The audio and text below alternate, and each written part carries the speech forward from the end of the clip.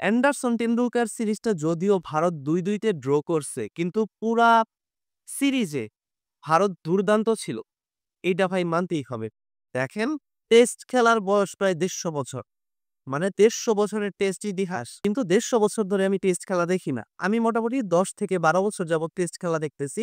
আমার এই ১০-১২ বছরের টেস্টের ইতিহাসে এমন উত্তেজনাপূর্ণ দুর্দান্ত ম্যাচ এবং মানে সমানে, সমানে ম্যাচ কিন্তু আমি দেখছি বইলা মনে হইতেছে না। অন্তত আমার দেখা এমন দুর্দান্ত টেস্ট ম্যাচ নাই। যদিও সিরিজটা ড্র হইছে, কিন্তু পুরা সিরিজে দুর্দান্ত ছিল ভারত। এটা কিন্তু বলতেই হবে।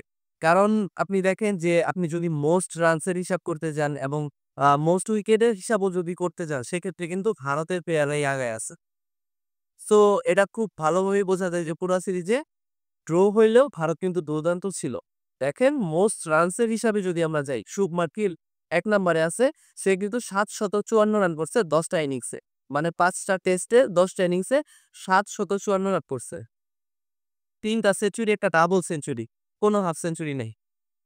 দেখা গেছে শুভমান গিল যদি ৫০ প্লাস রান করে, সেক্ষেত্রে সে সেঞ্চুরিতেই গড়াইছে। সে কিন্তু আ ৫০ প্লাস রান একটাও করে নাই, যেটা সেঞ্চুরি হয় নাই। যাই হোক, ২ নাম্বারে আছেন হচ্ছে জো রুট, যে কিনা ৫৩৭ রান করছে ১০ টা ইনিংসে। তারও কিন্তু ৩ টা সেঞ্চুরি আছে। এরপর ৩ নাম্বার পজিশনে আছে কেএল রাহুল ৫৩২ রান করে। ৪ নাম্বার পজিশনে আছে রবীন্দ্র জাদেজা ৫১৬ রান করে এবং ৫ নম্বরে আছে হ্যারি ব্রুক ৪৮১। দেখেন, এই লিস্টে টপ ৫ এর লিস্টে ভারতের ৩ টা প্লেয়ার আছে। আর ইংল্যান্ডের কিন্তু মাত্র ২ জন প্লেয়ার। আবার যদি আমরা মোস্ট উইকেটস এ যাই, ১ নম্বরে আছে মোহাম্মদ সিরাজ।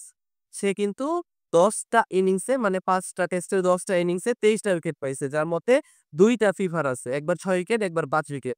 ২ নাম্বারে আছেন হচ্ছে জস টাং। সে কিন্তু ১৯ টা উইকেট পাইছে এবং বেন স্টোকস ৩ নাম্বারে ১৭ টা উইকেট পেয়ে। এরপরে যে ২ টা পজিশন, ৪ নাম্বারে আছে জাসপ্রীত বুমরা ১৪ উইকেট পেয়ে এবং ৫ নাম্বারে আছে প্রসিদ্ধ কৃষ্ণ ১৪ উইকেট পেয়ে।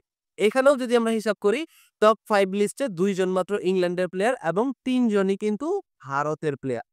সো এইসব পরিসংখ্যান মিলায় এছাড়াও আপনি যদি সবচেয়ে বেশি রানকার প্লেয়ার ওয়াইজ যদি রান যোগ দিয়ে হিসাব করেন, সেক্ষেত্রেও কিন্তু ভারতের প্লেয়ারদের রানই বেশি এবং ভারতের প্লেয়ারদের নেয়া উইকেটই বেশি। সো সবকিছু মিলায় কিন্তু ইজিলি বলা যায় যে পুরা সিরিজটা ড্র হইলেও ভারত কিন্তু দুর্দান্ত ব্যাটিং করছে, দুর্দান্ত বোলিং করছে। বিশেষ করে ৫ম টেস্টটা যারা দেখছে, এমন উত্তেজনাপূর্ণ টেস্ট ম্যাচ আসলে আমি দেখি নাই আমার ১০-১২ বছরের টেস্টের ইতিহাসে, যেটা আমি ১ম এই বললাম। আপনারা দেখছেন কিনা সেটাও জানি না। তবে খেলা ভাই দর্শকরা মজা করে দেখতে পারছে। দর্শকদের মন জয় করে নিছে এই টেস্ট আ সিরিজটা। বিশেষ করে ৫ম ম্যাচটা। অনেকে আপনারা বলেন যে টেস্ট ম্যাচে আসলে কোনো মজা নাই। টেস্ট আসলে কেন খেলা হয়? বোরিং একটা খেলা। কিন্তু ক্রিকেটের আসল সৌন্দর্য টেস্টে। এটা যারা মানতে পারেন তারাই আসল ক্রিকেট ফ্যান।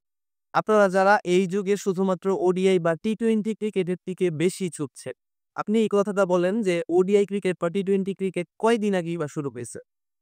এই তো গত ১ যুগ বা ২ যুগ ধরে। কিন্তু টেস্ট ক্রিকেট ১৫০ বছরের ইতিহাসকে নামতেছে। ১৫০ বছর আগেই টেস্ট ক্রিকেট শুরু হয়েছে। ক্রিকেটের সবচেয়ে রুচিসম্মত খেলা হচ্ছে এই টেস্ট ক্রিকেট। সেটা আমি বরাবরই আমার ভিডিওতে আপনাদেরকে জানাই। আপনাদের দ্বিমত থাকতে পারে, সেটা অবশ্যই কমেন্ট বক্সে জানাবেন। আর ভারতের জন্য শুভকামনা। পরবর্তী ভারতের যে এশিয়া কাপ জার্নি, সেটাও ভারতের ভালো হোক। এই দোয়াই করি, এই প্রার্থনাই করি। যাই হোক, আপনারা যারা এখন পর্যন্ত আমার চ্যানেলটা সাবস্ক্রাইব করেন নাই বা আমার চ্যানেলে নতুন, তারা অবশ্যই চ্যানেলটা সাবস্ক্রাইব করে দিবেন। আর ভিডিওটা ভালো লাগলে অবশ্যই ভিডিওটাতে একটা লাইক করে দিবেন। দেখা হবে নতুন কোনো ভিডিও। আল্লাহ হাফেজ।